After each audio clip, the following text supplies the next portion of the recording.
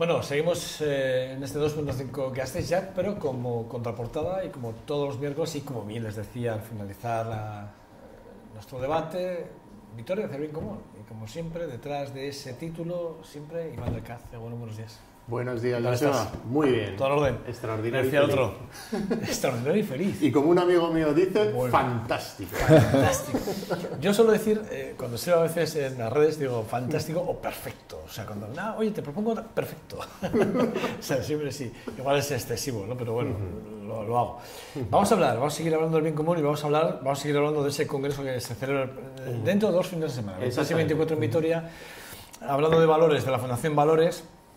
Proyectos y utopías para un mundo mejor, que es un congreso que, repito, que no sé si podría preguntar cómo andamos con el tema de las inscripciones, ¿se sabe? Se están haciendo bien, pero se está haciendo por Tiquetea y luego también lo que se puede comprar es a través de, lógicamente, cuando vayas allí al congreso.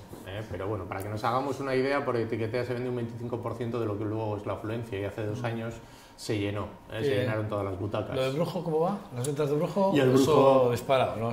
Eso que corra la gente porque se llenará. Se llenará, ¿no? Se llenará para ver la actuación del Brujo. Bueno, pues bien común, ética y valores. Y dentro de ese congreso va a haber una empresa, tenemos aquí a un representante, a Borja Izaola, ¿no? Lo he dicho bien, ¿no? Borja Izaola, que está con nosotros para hablar de una empresa que... Preséntala tú. Sí, bueno, la idea es, como están dentro del Congreso, Sustraya Habitat Design, y nos acompaña nuestro amigo Borja dentro del programa de hoy, sí lo que pretendíamos, y dentro del Congreso también, era traer por un lado, lógicamente, el tema de valores, ética y bien común, pero normalmente todos estos conceptos, y otras veces que lo hemos hablado en los programas, se quedan en esa parte etérea, que a veces cuesta, me parece, que bajarlos al suelo, y a lo largo de los distintos programas los hemos ido bajando. Y hoy quería aprovechar, y hay que darle las gracias a Borja, el acercarse por aquí para el programa, el introducir un concepto que yo creo que no es muy conocido. Sí, quizás en el ámbito de los que estamos dentro de los movimientos un poco más sociales o dentro de temas del bien común, la sostenibilidad, justicia social, etcétera, que es el concepto de permacultura. Y creo que tenemos la gran suerte de contar hoy con Borja aquí, que si no es de el máximo conocedor en temas de permacultura en Euskadi, pues está ahí, ¿no? Borja, ¿qué es la permacultura? En dos palabras. En dos palabras. 2 palabras o 3 o 4, si quieras, pero... Una forma de diseño. Una forma de diseño sistémico que, por lo tanto, incluye todas las capas de información de la sociedad, la ecológica, la económica, la de la sostenibilidad, ¿no? Hablamos en el bien común de esos 3 aspectos de la sostenibilidad: medioambiental, económica, social. Entonces está muy aterrizada en el suelo, en la tierra, no se mueve en el ámbito teórico, en el ámbito del diseño genérico, sino que está siempre aplicada a un terreno, a un barrio, a una zona o a un territorio más amplio. La verdad es que su escala le permite adecuarse o adaptarse a algo pequeñito y algo territorial, algo grande. De hecho, habláis en vuestra página web, habláis de un territorio vivo, sano, funcional y significativo. Son los valores que ponéis cuando habláis de los valores, que luego los citáis, como la visión integral del territorio, el cuidado de los procesos, etcétera, etcétera, etcétera. Pero pongamos un ejemplo claro. Uno muy interesante que hemos desarrollado el año pasado cerca de Pamplona, en Navarra, es el señorío de Quisoain. Es un paraje enorme, 450 hectáreas. Ya empezamos por el tamaño. Con un legado histórico muy importante también, desde hace 500 años aproximadamente, se ha mantenido el territorio de ese paraje. Lo cual significa que tiene más o menos la mitad del territorio un bosque exquisitamente conservado y el resto, pues bueno, lo que ha ocurrido en las zonas rurales, ¿no? La parte agrícola, sobre todo en Navarra, bueno, también aquí en Álava, y la parte un poquitín más asociada a la huerta en la ribera del río. Y entre ambas, la explotación ganadera, en las cuales las vacas y las ovejas han ido, como todos nos podemos imaginar, pastando por allí. La realidad, sin embargo, de la explotación agrícola tradicional, y cuando digo tradicional matizo, no me refiero tradicional hasta antes de hace 100 años, sino lo que se ha convertido tradicionalmente la explotación agrícola industrializada, basada en los tractores, en el petróleo y en la intensificación de la producción. Este tipo de agricultura, solo con aportes externos, fertilizantes, etcétera, etcétera, ha conseguido aumentar su productividad, pero a costa de grandes pérdidas locales, sobre todo la de la erosión. las palas de los tractores dan la vuelta a la tierra, sacando las partes más profundas, 30-40 centímetros, metiendo el humus, que es la parte fértil, al interior. Estas partes más profundas no tienen materia orgánica que la mantiene unida, cohesiva, a no ser que le eches fertilizantes, con lo cual el agua en superficie, las escorrentías, se lleva y va arrastrando, va quitando fertilidad. Por eso necesitas añadir más fertilidad, más fertilizante industrial. Produce, por lo tanto, escorrentías, erosión, se pierde muchísimo terreno y, segundo, se pierde fertilidad, se pierde vitalidad del terreno. Sin embargo, la permacultura, a través de muchas herramientas, el keyline o diseño de línea clave, los bosques comestibles, sistemas de plantación y trabajo de la tierra que garantizan la consistencia y las diferentes capas, permite no solo conservar el estado actual, sino poco a poco ir recuperándolo a un estado previo. Por eso lo de tradicional, bueno, es un adjetivo que depende de dónde has puesto la fecha de referencia, es decir, anterior, hace 100 años, donde evidentemente había menos contaminantes, la misma tierra se autorregulaba y la hacía fertilizar. Entonces ahí hemos hecho un gran proyecto en el cual recuperar toda la cuestión hidrográfica, evidentemente de las pluviales, y permitir un bosque comestible, que es una mezcla de especies comestibles, no solo arborícolas, sino también de cosecha baja, que permiten que durante todo el año haya productividad. ¿De dónde viene el concepto permacultura? De agricultura permanente.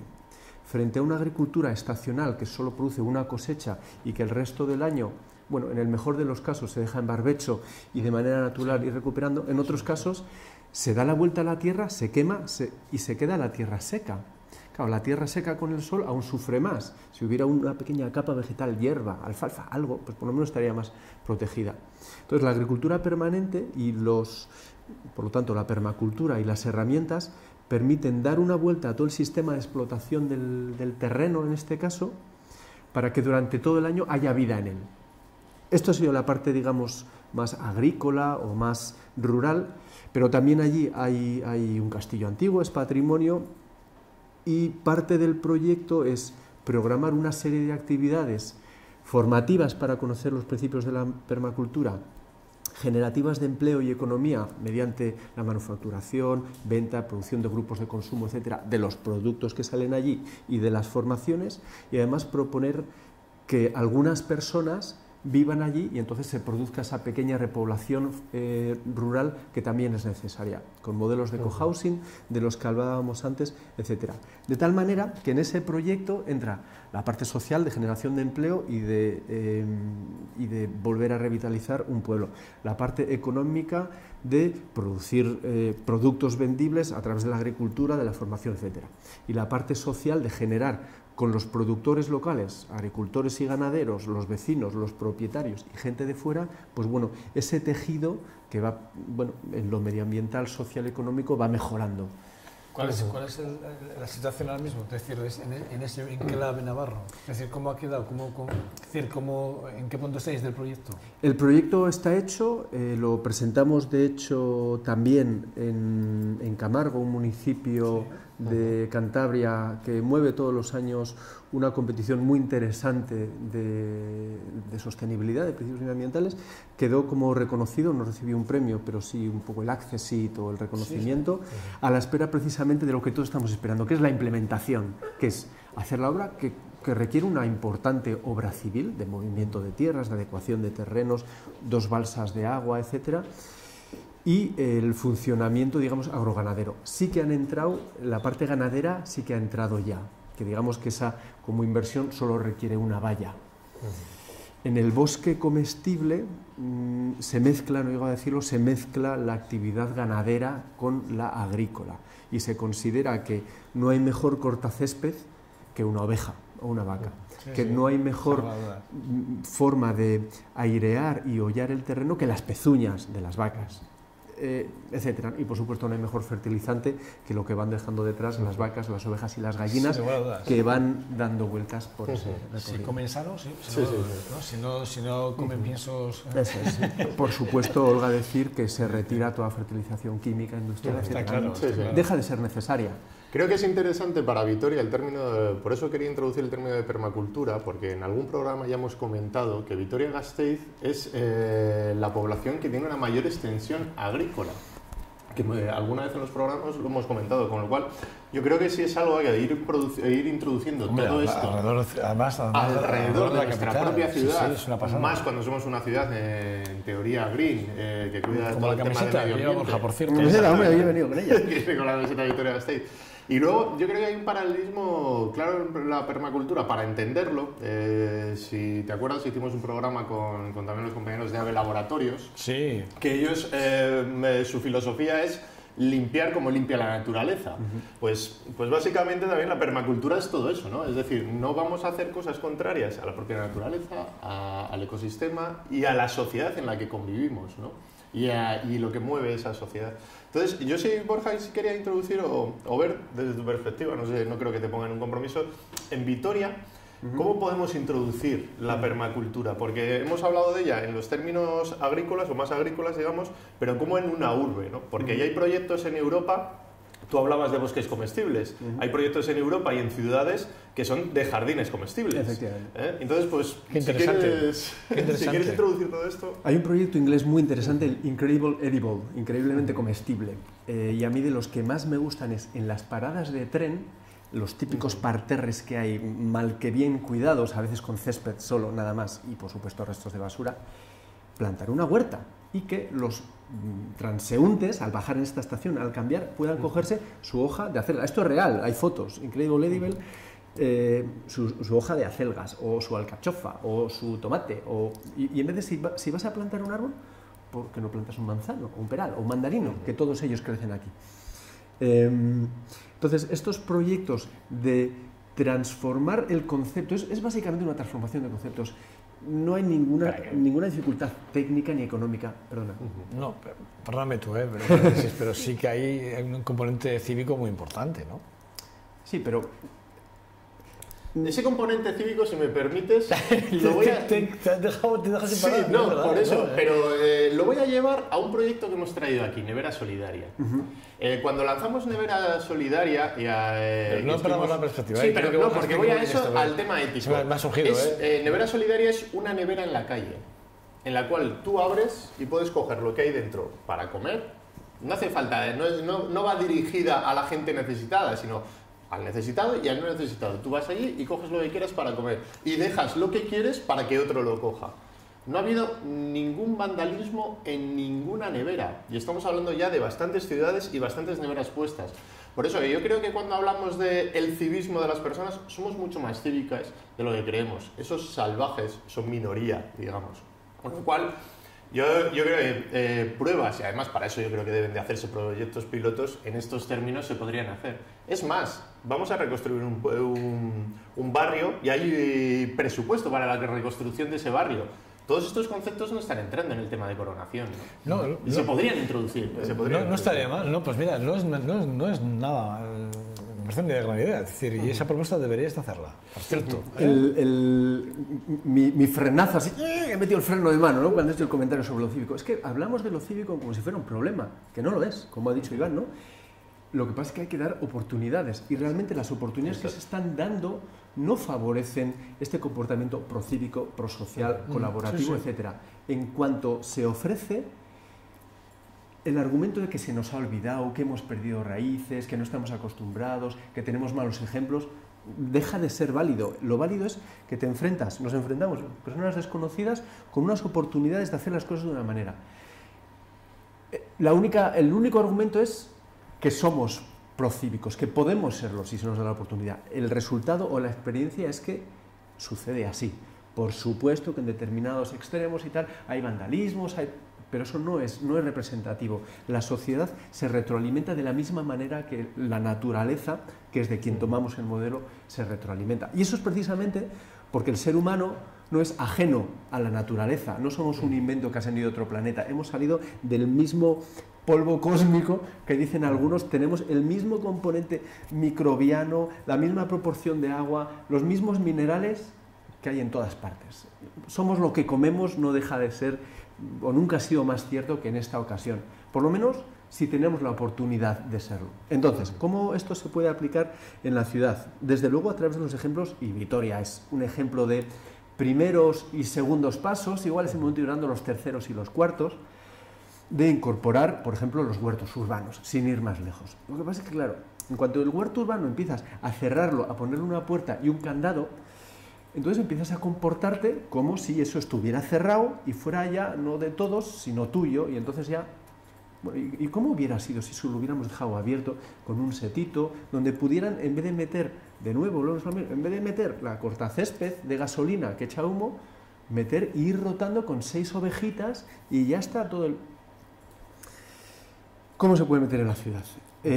Los parques de los que hablábamos con estos céspedes y estos árboles ornamentales pueden ser lo que son y pueden ser perfectamente también plantaciones comestibles, en las cuales a las personas se les dé la oportunidad de mantener, no sea como en los museos que no se puede tocar, sino que sean como los museos que se puede experimentar la obra de arte. Pues el parque es lo mismo, no es un parque en el que pone prohibido jugar al balón, que lo pone, prohibido los perros, prohibido los niños, prohibido los ancianos, prohibido las personas, pero bueno, no, es todo lo contrario, un parque en el que la naturaleza, los animales, las personas, las actividades individuales y sociales tienen lugar y la belleza de algunas plantas comestibles tiene un carácter ornamental igual o mayor que las flores típicas de la jardinería urbana. Entonces, la jardinería comestible es un área igual de válido que el de la jardinería ornamental. Al respecto, hay que mencionar, es obligatorio, porque es que ha recibido un premio internacional de buenas prácticas de Naciones Unidas en Dubái, Lorenea en Noain, donde está el aeropuerto de Pamplona, donde está uno de nuestros inspiradores. Habías dicho que yo era un experto de permacultura. Por favor, los que me estáis viendo, quitaros eso, no soy ningún experto en permacultura, aunque en Sustraya sí que tenemos uno que lo es.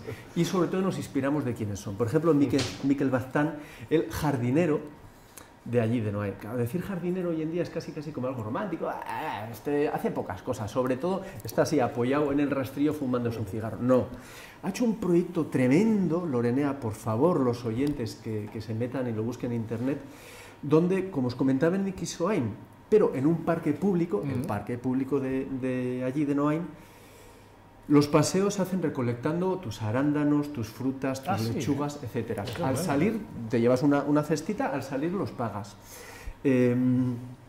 El centro de mantenimiento y los jardineros se convierten en formadores. Tienen un centro donde las herramientas, las buenas prácticas, los resultados se exportan. Claro, ya de paso pues vienes en bicicleta. Ya que tienes una bicicleta, haces algo para que el mismo movimiento de la bicicleta pueda generar electricidad, pueda mover una lavadora, puedes hacer otros demostradores. Ya que tienes otros demostradores, introduces otras tecnologías. Ya que tienes gente, público y tal, dices, cocineros de la región, ¿queréis un cacho de huerta orgánica donde podáis explicar cómo utilizáis e innováis en la cocina? Pues bueno, cada uno que haga su plantación de aromáticas, de no sé qué, no sé cuál. Buena idea. Hay un proyecto interesantísimo. Y son proyectos muy interesantes para Vitoria, porque además yo creo que con la trayectoria, yo lo has definido muy bien, ¿no? De ir dando esos pasitos, quizás es momento de dar ese tercero y ese cuarto paso. Perdona, ese es el parque sí, de los lo estamos viendo ahora que en acabas pantalla. de decir, Lo estamos viendo en pantalla, ¿no? O sea, tú aquí llegas, coges y al final con salgas pagas. Eso es. Lo cual no lo han inventado ellos, lo cual está inventado en tantos lechuga, sitios. Como estamos viendo en una lechuga, perfectamente. Llegas, la cortas, te la llevas. Eso es. Coges el tomate, en la entrada el coges cesto, tu tijerita, tu cuchillita y te das el paseo, evidentemente, ¿no? Y disfrutas de un jardín ornamental precioso, pero además nutritivo. Pero todo esto sigue siendo la parte jardinera, digamos, ¿no? Pero también la permacultura y el diseño que hacemos en Sustraya, aquí que hace tanta otra gente, que es, digamos, el concepto de la sostenibilidad dura, no solo pintar de verde, ¿no? Sino ir al fondo de la cuestión de la sostenibilidad. Puede aterrizar en el cemento, en la calle, en la plaza, en el edificio construido, etc. De muchas maneras sociales y medioambientales. Quizás el concepto de la sostenibilidad lo conocemos más en su parte energética, en su parte de eficiencia no solo energética, sino de recursos, en su parte de gestión de residuos y de la economía circular de la que tanto hemos hablado. Quizás falta esto que decíamos, ¿no? ¿Cómo garantizamos que el civismo es un asset, un input, un algo positivo y no un riesgo? Bueno, para eso nosotros diseñamos una metodología que es el Permausolán.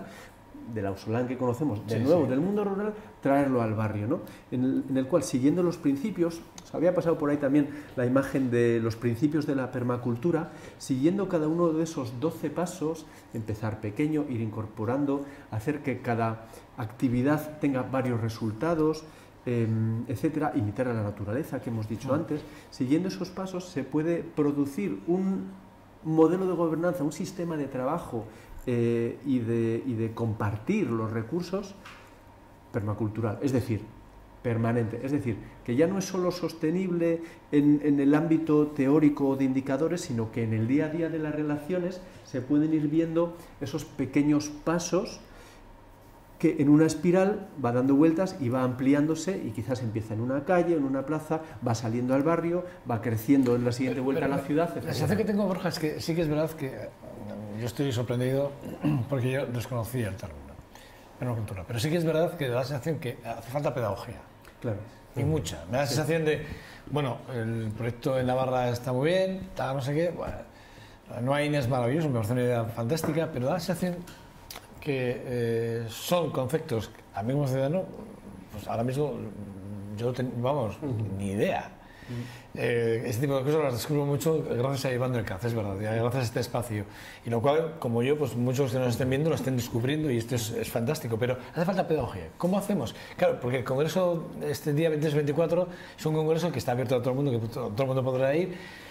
Pero allí hay que intentar explicar, resumir, concentrar y decir, mira, esto es bueno. Vitoria podía ser un lugar en el que podíamos empezar a trabajar, que no sé si el Ayuntamiento de Vitoria tiene conocimiento de esto o no, si el propio CEA sabe y os conoce, y de hecho podéis trabajar con ellos o no, pero me parecería fantástico, porque por ejemplo con el tema de las huertas, fíjate que aquí en las huertas urbanas se ha debatido mucho en el Ayuntamiento, ¿no? Podría ser un camino el que vosotros proponéis, como el de Noain, ¿no? Podría ser, ¿no? ¿O no? Cosas de estas, digo. Es un camino educativo, ¿eh? Yo creo que todos estos temas necesitan de educación y de divulgación, es decir, de conocimiento, porque hay que acercarlo a la gente, porque son cosas que a veces parecen tan obvias, porque dices, pues, ¿por qué no tenemos ese pino y no hemos puesto un manzano? Es que a veces son cosas tan obvias que dices, qué sencillo es, pero también hay una parte por eso de mucha divulgación y mucha educación. Yo creo que hay un trabajo importante a hacer también con todos los chavales, es decir, trabajos en la ESO, trabajos en la educación. Me parece fantástico el proyecto, me parece una idea, vamos, o sea, fantástico. Este ámbito pedagógico lo hemos segregado y lo hemos terciarizado efectivamente a la escuela, a la universidad. Pero cualquier relación humana es pedagógica. Las conversaciones que hemos tenido antes, esta conversación, este espacio televisivo, por supuesto informativo, es pedagógico. El congreso, que trata de exponer y demostrar unos valores, es absolutamente pedagógico. Cualquier actividad nuestra lo es. El nacimiento, o sea, el momento en el que nosotros hemos nacido como cooperativa, me refiero a Sustraiak Habitat Design, ha sido un momento absolutamente pedagógico en el que nos íbamos dando cuenta, como autónomos que éramos y nos subcontratábamos en nuestras colaboraciones, que la escala de aplicación de nuestro trabajo había crecido y que por lo tanto la pedagogía y además el esfuerzo debía crecer. Entonces, es pedagógico elegir ser cooperativa y no SL. Es pedagógico asociarse y agruparse en el trabajo y no trabajar individualmente. Es pedagógico al hacer la página web expresar las cosas. No hay actividad humana que no sea pedagógica. Por supuesto que hay una actitud que es yo ya lo sé todo, no necesito saber más. Quizás esa la conocemos. Y quizás es el momento de que esa ciudadanía, ese civismo... De esa hay que huir, perdóname. Absolutamente, ¿no? Admita tóxica, desde la absoluta humildad y disfrute de la relación eso es. Que nos fertilizamos, que aprendemos entre todos y que yo no lo sé todo. ¿Cómo lo voy a saber? Pero contigo sé más. Sí. Ir aprendiendo. Pero no obstante, yo creo que lo he dejado ahí encima de la mesa, ¿eh? Me ha dicho que sí me has asentado con la cabeza diciendo que sí que es verdad que el CEA ya debe conocerlo, pero yo creo que Vitoria, y lo ha dicho Iván antes, y yo creo que es muy buena idea, Vitoria puede ser ejemplo como una de esas ciudades, de esos hábitats, en los que realmente podríamos dentro de la ciudad tener este tipo de ideas y empezar ya a concienciar a la ciudad y al ciudadano, que yo creo además los vitorianos en ese sentido siempre desde los anales de José Ángel Cuerda, que siempre ha puesto por una ciudad muy verde y muy limpia, yo creo que podríamos ir por ese camino, y tú que llevas la camiseta verde además de la Green Capital, yo creo que deberías de hablar con el CE, con el Ayuntamiento, para impulsar un proyecto de estos en nuestra ciudad. Esa victoria hacia el bien común, ¿no? Esa victoria hacia el bien común, sí señor, Iván del Cal, sí señor, ese es el objetivo. Ahí estamos trabajando todos. Se está trabajando, y por eso, que es unir esfuerzos en ello, ¿no? Bueno, el caso es que la Fundación Valores, el próximo día de 23-24, que es en el Congreso, vais a estar vosotros con Sustraya, es una cooperativa, de hecho, cooperativa. En el que, bueno, pues vamos a descubrir esa parte del bien común, la ética y los valores, a través, que es el título además para este año, en el que además yo creo que, bueno, pues fundamentalmente vamos a conocer una empresa que yo desconocía y que gracias a Iván del Cal, repito, y agradecidísimo, bueno, pues hoy ya tengo esa cercanía con vosotros y os seguiré, por supuesto, como no puede ser de otra forma.